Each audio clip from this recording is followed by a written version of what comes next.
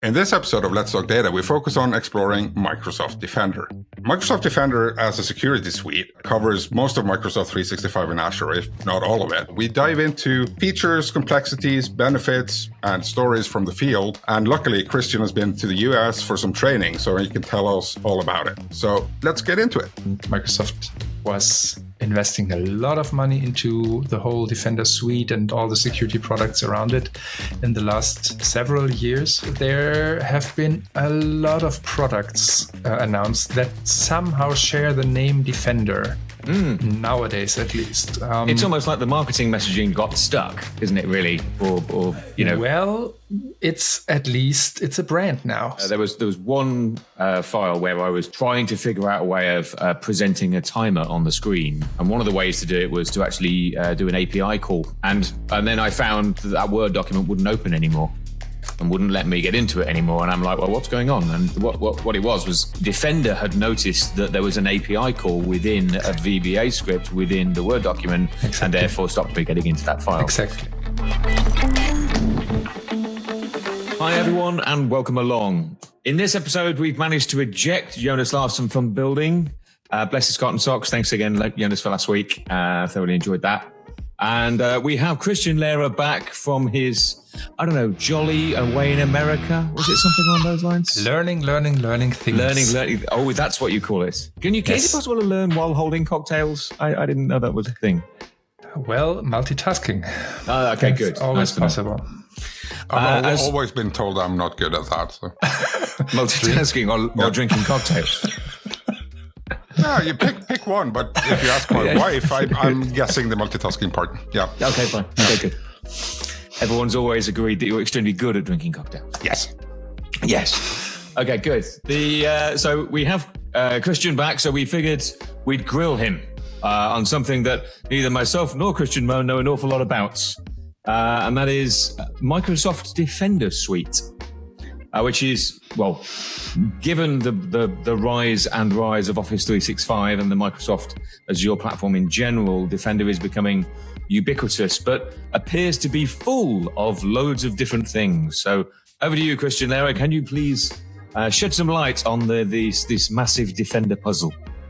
I will try. And yes, Defenders are everywhere. As you know, security is the highest priority now. But not since only the last 5 weeks or so, but Microsoft was investing a lot of money into the whole Defender suite and all the security products around it in the last several years. And there have been a lot of products announced that somehow share the name Defender. Nowadays, at least. It's almost like the marketing messaging got stuck, isn't it, really? Or Well, it's a brand now. So everybody knows Defender is a Microsoft thing, at least in that security tooling space, right? So I will try to bring it a little bit down by, for now, starting with everything that is somehow commingled with the Microsoft 365 stuff. So Microsoft 365 Defender Suite, or XDR Suite as it's now called, and those products that are in there maybe. So XDR stands for Extended Detection and Response, and this does so because it's not only one domain that the Defender product is looking at, it's multiple domains. So we have, for example, the so-called Microsoft Defender for Endpoint. And as the name suggests, it's protecting endpoints. Endpoints in this case are obviously Windows systems, so Windows clients, Windows servers, but also Linux systems, macOS, iOS, Android. So basically everything that you can compute on can be somehow protected with Microsoft Defender for Endpoint. So now it gets a little bit tricky. Okay, before you do, one thing on the endpoint thing. So is this just like, obviously Windows comes with Defender anyway? Yes. It's part of Windows, isn't it? So is Defender for Endpoint really just a management tool for the Defender that already exists within Windows? No, that's where I wanted to go directly right now, because it would be too easy if it's only one Windows Defender or one Microsoft Defender for Endpoint. There are actually two Microsoft Defender for Endpoint P1 license and P2 license. P1 is the thing that comes with Windows. That is your more or less basic anti-malware software that is reputation based and statistically. So the typical anti-malware product. It also has some cloud components nowadays, speaking to the broad malware protection network that Microsoft provides to check if any files that are being seen are malicious. But it's only hash-based, and basically it's looking at a table. Is it a good file or a bad file, right? Yeah, basically reactive. It's a very reactive thing. Okay. And it's very, not fast enough because, as you know, there are many, many hundreds of samples of malware every day that are new. So the signatures have to be updated and so on and so on. And then there's the Microsoft Defender for Endpoint Plan 2, which adds the endpoint detection and response component. And this is where I think the most important part of the protection nowadays lives on the endpoint, because it's viewing what is happening on the system. So it's using not only the hash values checking somewhere, but it's really getting the, now I'm missing the word, the behavior. It's checking the behavior of systems, of processes, what is happening there, and then it's able to interfere or at least to log it in a very detailed form to the Microsoft Defender cloud service, which then can be used to really check on a central way what is happening on a device. So let's say you get an email that is whatever, why not, has not been protected. There's some Office file in there. You open it and it's trying to create a macro or open a macro that is then opening a PowerShell script that's then trying to download some malicious script from GitHub or whatever to establish some command and control connection. Then the Defender for Endpoint EDR component would detect the malicious behavior and block it right away. Right. And I've seen this because I've occasionally do development work within Office 365. And there was one file where I was trying to figure out a way of presenting a timer on the screen. And one of the ways to do it was to actually do an API call into the normal Windows APIs.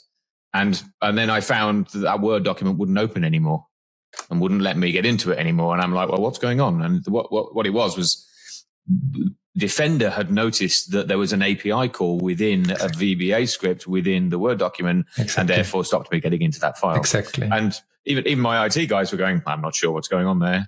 But actually, it turns out it's entirely by design, but absolutely quite fascinating. I didn't use the API in the end, so I just deleted it. Bang, everything worked fine from that point forward. And you didn't have to provide any hash value or something, because it's really just the behavior analysis that is happening. Yeah, clever. And there are a lot of more components to Defender for Endpoint now, especially interesting for managing the security landscape. There is a central management that's all cloud-based now. You always have the possibility to do live response also with the Defender for Endpoint Cloud Portal. So that means in case you have an endpoint that is somehow attacked, there's a malicious file working on it, you can isolate that device directly with one click from the portal. So it's only communicating to the security portal and not anywhere else in your environment. Very, very important. So you stop the spread in case. And what you can do, you can kind of reverse connect to the device and do some analysis over the cloud portal. So run some scripts, do some investigation, get some forensic data, and so on and so on.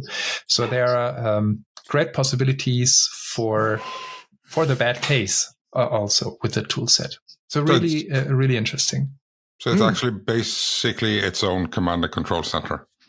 Yes, absolutely. Yep. It is. Yep. And that's also important to look out for when you're doing your process landscape inside your company and your role-based access models and so on. Who is allowed to command and control into your servers, for example? Should this be allowed at all? So you have to do some digging there to really understand all the functions. Yeah, and that's. I must admit, I always thought endpoint was, like you say, phones, desktops. I didn't realize that actually it was servers also. So Absolutely. So more or less the entire infrastructure. The entire infrastructure, absolutely. And not only does it do that reactive part and protection part, it also has the proactive part in it, where it will show you which kind of vulnerabilities you have on your system. So it does a permanent TVM scan, tells you, okay, there are some, for example, updates missing, but also some configuration files or configurations that could be changed, not only for Windows and Microsoft stuff, but also for third-party stuff. So, for example, you have Google Chrome installed, but you are allowing the use of the password manager in Google Chrome. That could be a security enhancement that Defender for Endpoint will tell you, hey, take a look at it. So it really is watching there also. And we see a lot of projects now where people are not using additional TVM scanners anymore because the data they are getting from MDE is feasible and they can work with that to close the gaps, because you don't need to deploy another agent and so on. So it's really great there. Yeah. A lot of more functionalities, but I want to go to the next Defender in the great. That's M365 Defender suite. Defender for Office 365. That's your email and Teams protection. So classically, you have your Exchange server, right? You have some software running on it that's checking every email for malicious links, malicious attachments, and so on. MDO, which is the abbreviation for Defender for Office, is doing the same thing.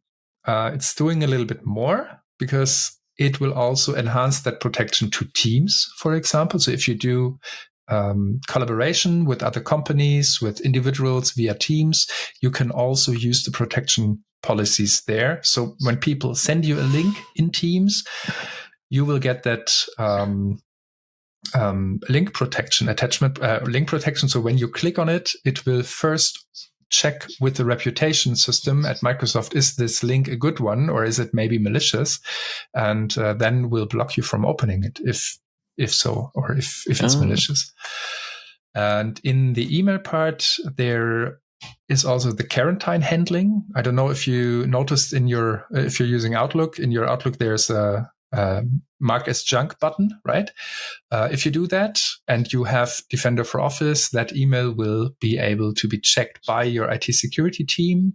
They can check for the security signals like DMARC and whatever, and then release the mail if needed, or if it's okay, or they can remove it if it's malicious.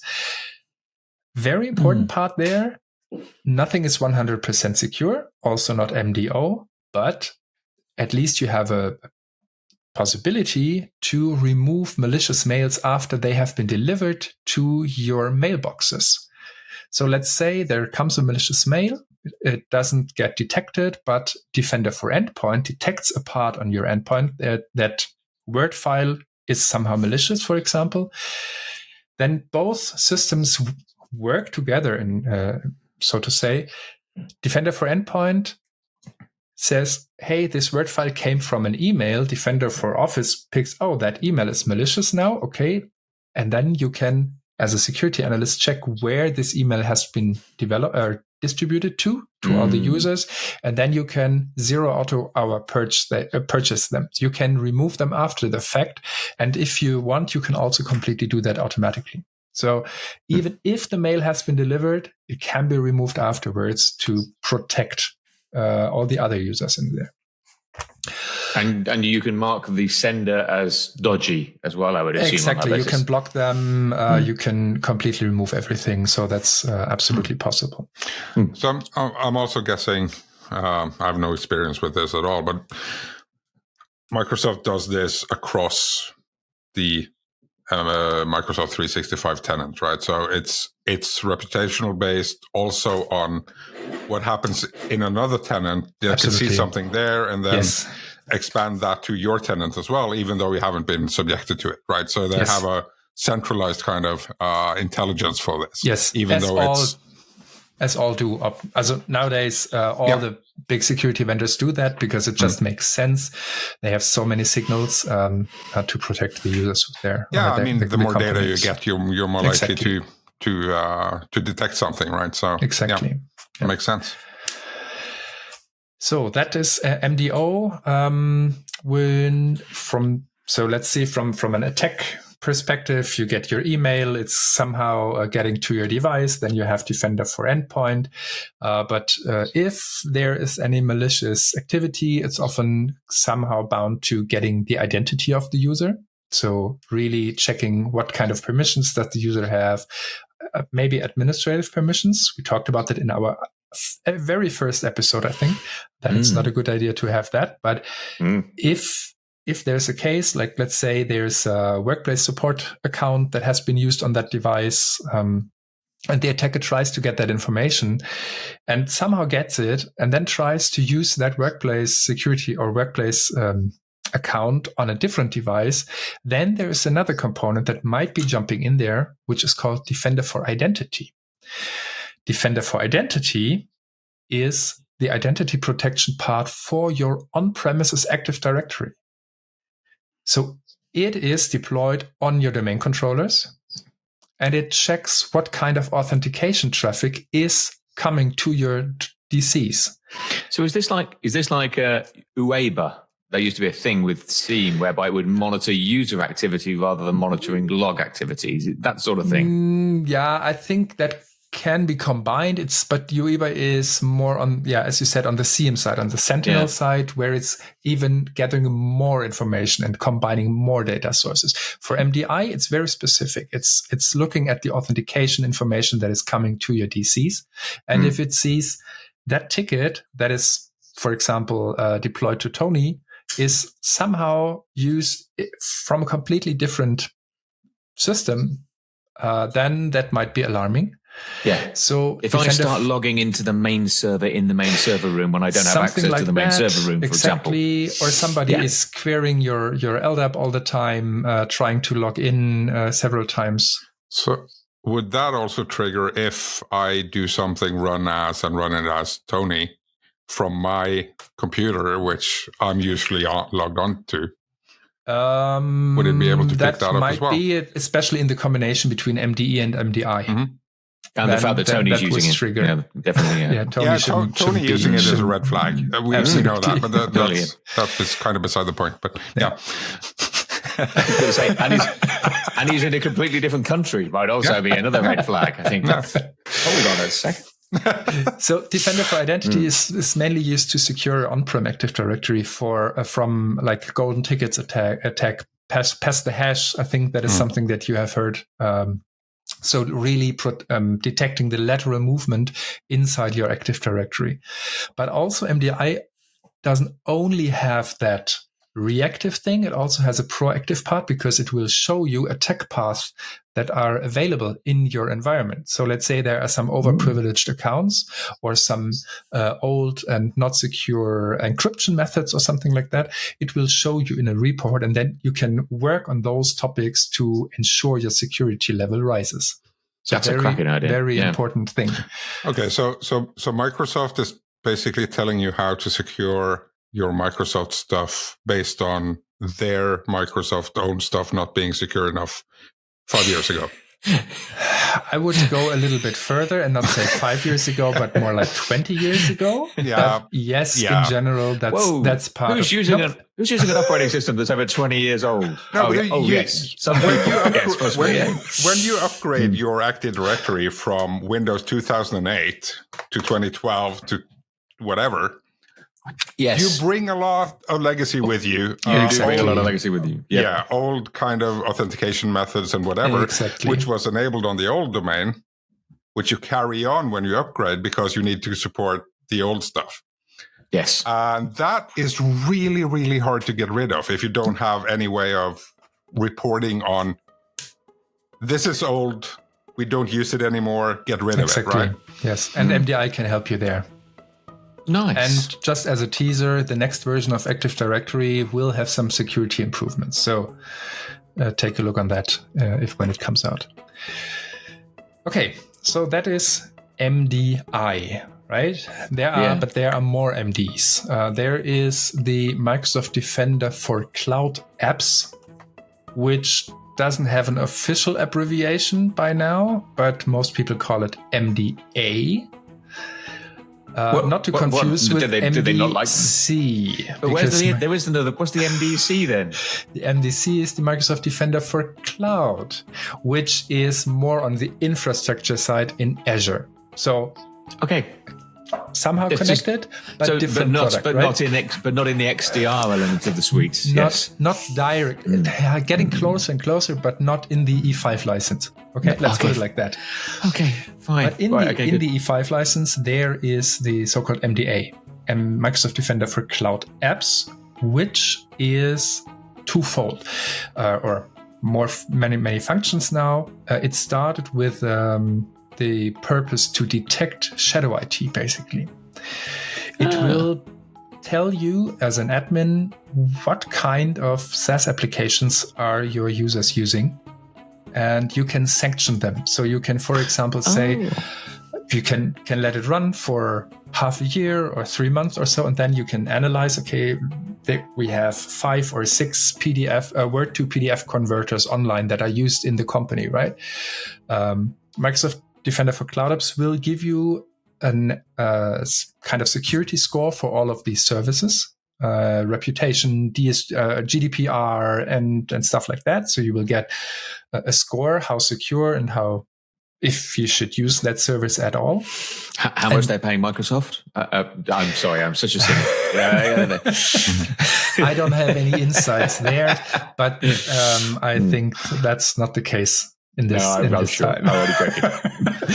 But no, it's very important, because now as an IT administrator, you can say, okay, we obviously have the need for a Word to PDF converter somehow, despite the fact that Word does it automatically, but nobody knows. Nobody knows. It's fine. Maybe IT can then decide, okay, we don't use that shady one with the .xyz top level domain behind that, because we don't know who's developing that and who's saving the data that is being converted there. We block everything but one Word to PDF converter. Yeah. And now it's using the MDE, the Defender for Endpoint network component on your devices again to then block your devices from accessing the cloud apps that are not approved.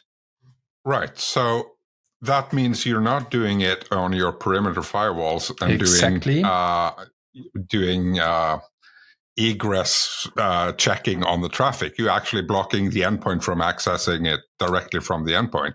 So it works regardless of you're in the office or on travel or whatever. It's an endpoint management thing. That makes a lot of sense. It does, actually, yeah. Shadow IT is a big thing, and lots of very large organizations in particular, whereby there's thousands and thousands of pounds a month spent on products that essentially duplicate the same products, the same services that the business already has, but they've just been used historically, so they stay forever. For example, it would say, you can just go through and say, right, okay, well, we're using OneDrive, let's remove Dropbox. Bang, do it all in one go. But does this all just do it for cloud apps or SaaS applications, or can you use it in general? If you want to block something randomly.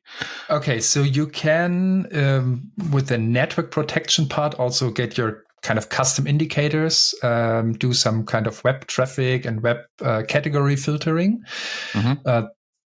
That's somehow part of the MDE thing at the moment. Don't tell me there's a Defender for network. No, but there are things coming. Just to be very clear, I never said there will be a Defender for network. Okay. Okay, good. Yes, fine. Understood. But there are very interesting developments at the moment. Some things are in public preview already regarding network things. We can do another podcast about that. But let's talk about my kind of thought there was, if there is some kind of zero-day thing out there that connects to a known IP or DNS or whatever, you could potentially use this to just block that from actually accessing it from the endpoints, regardless of where they are. And what kind of endpoint? Exactly. Even your mobile phones, they have the same capability then. Wow. So that's really, really important. And it works very fast. You don't have to rely on any on-prem stuff. The thing needs internet, and that's it, basically. Yeah, which is pretty much a given for nowadays, because otherwise you won't use a device anymore, right? No, and then again, a command and control center that needs access to an endpoint, that happens over the internet anyway. So if you're not online, it won't be able to connect to it. So exactly. But my thought was kind of, okay, we know about this thing. We don't know how to stop it yet. It might be something that there aren't patches for it, whatever. But you can then, regardless, actually block the traffic from happening from the endpoint, and then absolutely that's a stopgap measure until you get the actual issue resolved, if you want to call it that. So yeah, keep that thought and bring me back to it after my next point, because Defender for CloudOps has another functionality. It can be used more and more to secure your cloud applications also. So let's say you are using your Entra ID as your main identity provider, and you are now using, let's say, Salesforce, and you're using your Entra ID as your Salesforce identity also. You can use conditional access to do all the 2FA stuff and so on, but you now have the possibility to check what is happening inside of Salesforce with the Defender for CloudOps. So there can be configurations, there can be different policies. One of the examples is, let's say Facebook, right? Or LinkedIn. Common. Yep. LinkedIn as a business network. Okay. We don't use private social networks, but we use business networks. Of course. Marketing, for example, should be able to upload things from your endpoint, but not everybody else. So you could create policies that will allow exactly that kind of deep level configuration of what kind of traffic is happening there. Okay. So you can let certain people post into LinkedIn, but not everybody. For example. Yeah. Defender for CloudOps will also tell you how much data is transferred to those applications, to those SaaS applications. Let's say you're using OneDrive and you're uploading a megabyte every day, and suddenly you are uploading 3 terabytes, then this would create an alert, because that might be that you have canceled or you have quit your job already, but you're trying to get some data out, for example. Right? Or more likely, somebody is trying to blackmail you by sending off your data to the internet to use as ransom. For example. Exactly. Yes. Okay. So that's also a feature that Defender for CloudOps has. And one very important part nowadays, especially in the age of AI, it will also give you the possibility to rate all those publicly available AI tools. So even if you don't have an AI strategy right now, you can use Defender for CloudOps to see what your people are doing, how those services are rated, and B, you can provide them with a kind of a EULA with your own AI policy. Let's say I'm opening ChatGPT, openai.com, then Microsoft Defender for CloudOps will implement kind of a page telling me, hey, Christian, this is our AI policy. Please read and agree. And then you can use the service. So even if you don't configure the service to be used with your identity stuff, you can at least bring the user or make them aware that, hey, you are using an AI service. Don't put in company data, don't put in PII, and so on and so on. This is also a feature that MDA covers, which is very, very important. Another important part of MDA is it's working together with Microsoft Purview information protection. So if you have documents that are labeled as, let's say, secretive or highly confidential, then you can create policies in MDA that will help you block those devices from being distributed anywhere, right? So understood. There you see all those products, everything is somehow commingled, and Microsoft has been working very, very long time to get those products together, to work together. And that's one of the large benefits here compared to going single product here, single product there. Everything is working together already. Right? And this is probably primarily because of the fact that essentially it's all cloud-based. So they're probably all working from the same selection of data that they're then manipulating in slightly different ways depending on the product they're doing. Exactly. I do think, though, it is quite confusing having so many things that do relatively similar levels of protection, but just come at it from a different angle. Yeah, I could talk for every product like 3 or 4 hours, and we wouldn't have everything covered. Let's not do that. Let's not do that right now. Oh, come on! I just was looking forward. I know. I know. It's come back from the States. It's just like I'm so full of this stuff. Yes. Now, one important part that I have to mention also when we talk about XDR, it's not. Yeah, it is part of the M365 M5 license. Is the Entra Identity Protection. Entra ID identity protection.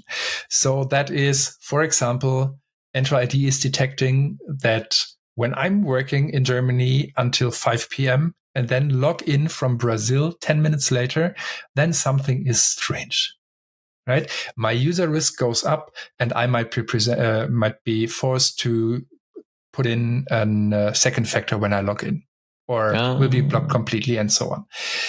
That information is also now flowing into the Microsoft Security or Defender XDR portal and will help you to find out, as a security analyst, what is happening with your user. So how high is the user risk? We can combine that all with Intune and the endpoint management part of it, but that would be part for another episode. Okay. Let's put it like that. The Defender suites themselves, they are all those products that are in there, they all have their special purpose. And the purpose is that even if 1 or 2 of the systems break, there are still other products that will stop the attacker. Right? Yeah. So sounds like as one says, just one mitigation breaks the chain. Right? Yeah, fascinating. Yeah. Thoughts, Christian Bone? Yeah, I just thought of something. You are, in a way, even though there are different components, you're putting most of your eggs into one basket here, right? It's that basket is owned by Microsoft. Absolutely. Which might be fine. But is it possible to combine this with an external thing as well? I mean, could you forward those events to a security system elsewhere? You mentioned that your security analyst can do this and that and look at it. But if you don't have that, if you don't have your own security team, can you give someone access to this data and let them manage it for you? Sure. That might not be Microsoft themselves. Yes, absolutely. For one, you have the possibility to forward logs from every single product to a SIEM solution. Then there's also Microsoft Sentinel, which is the SIEM solution that you can then give access to for, let's say, your managed service provider. But even without the SIEM solution, as it's cloud-based, you can give access to a managed security service provider to your security center. So they can help you going through all those alerts, everything that is coming up, doing kind of incident response on your behalf in your own system without even attaching anything different. So it's completely variable on how you need to do that. Also, if you have a SIEM, you can obviously inject other security solutions also. And you don't have to use all of the products. You can mix and match however you want. But if you have them combined, the system will automatically do some kind of analysis and some kind of alerting, especially automatic attack disruption, which is based on data from all those systems where the AI machine learning models will detect some kind of slowly paced wandering around in your environment from attackers, and they will stop that also. So, okay, so it's a benefit to get it from one in this case. And if you have an existing incident detection or incident response team, they can actually utilize this as well. Absolutely. Yes. So you can combine it with other partners as well. If you use the incident response team from someone that you buy as a service, basically. Absolutely. Yeah. Great stuff. Okay. That covered the M365 Defender line of products, and I'm Possibly absolutely not all of happy it. to be grilled for all the other Defenders that are there. Struth. Maybe in the next one. We'll do that in another one. Bless you. Thanks for that, Christian. Nice to have you back. And and thanks, Christian Moan. I've got to say, from my perspective, it just seemed like a lot more advanced than I was expecting it to be. Certainly, I've not spent any time looking at this, but this seems like we always talk about security in depth, and that sounds like security in depth from that perspective. So yeah, really impressive stuff. Great. Thanks very much for your time, and we'll see you at the next one.